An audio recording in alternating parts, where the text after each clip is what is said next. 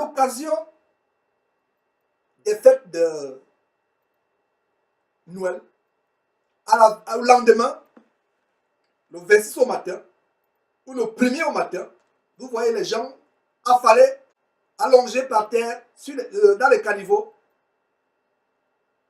recuvant, repassant leur excès d'ivrognerie.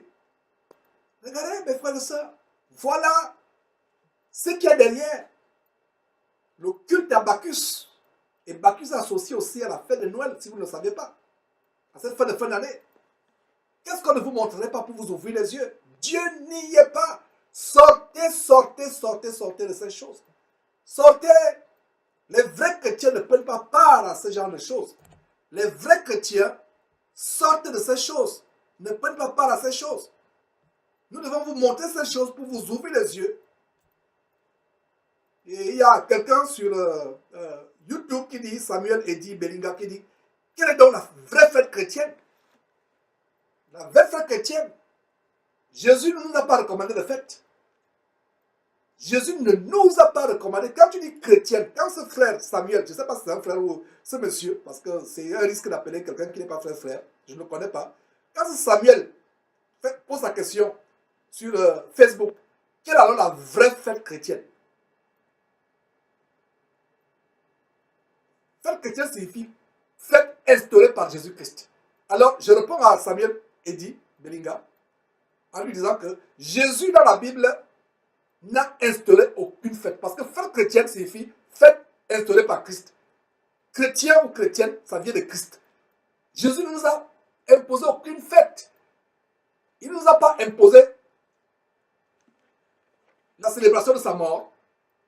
Jésus n'a pas dit de célébrer sa mort, de célébrer sa montée au ciel, de célébrer sa naissance.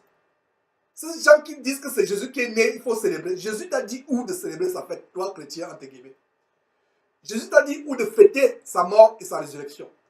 Jésus t'a dit où dans la Bible de fêter sa montée au ciel.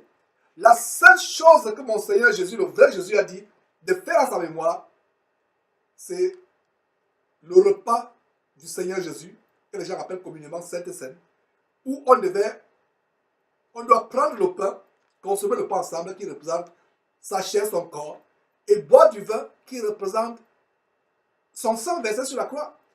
Voilà la seule chose que le Seigneur Jésus nous a donné de faire. Et non ces inventions anti-bibliques. Ces inventions anti-bibliques. Mes frères et sœurs, nous devons aller à la parole de Dieu pour nous affranchir.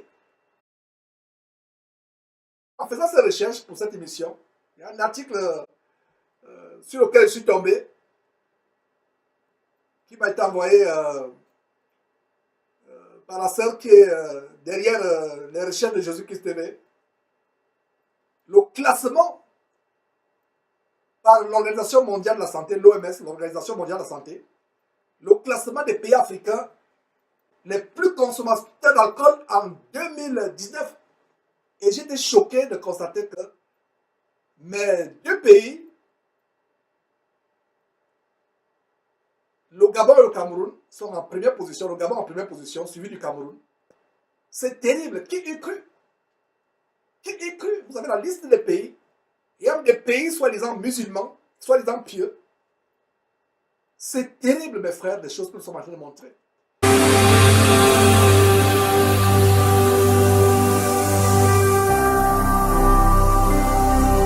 Jésus-Christ TV, vous connaîtrez la vérité et la vérité vous affranchira.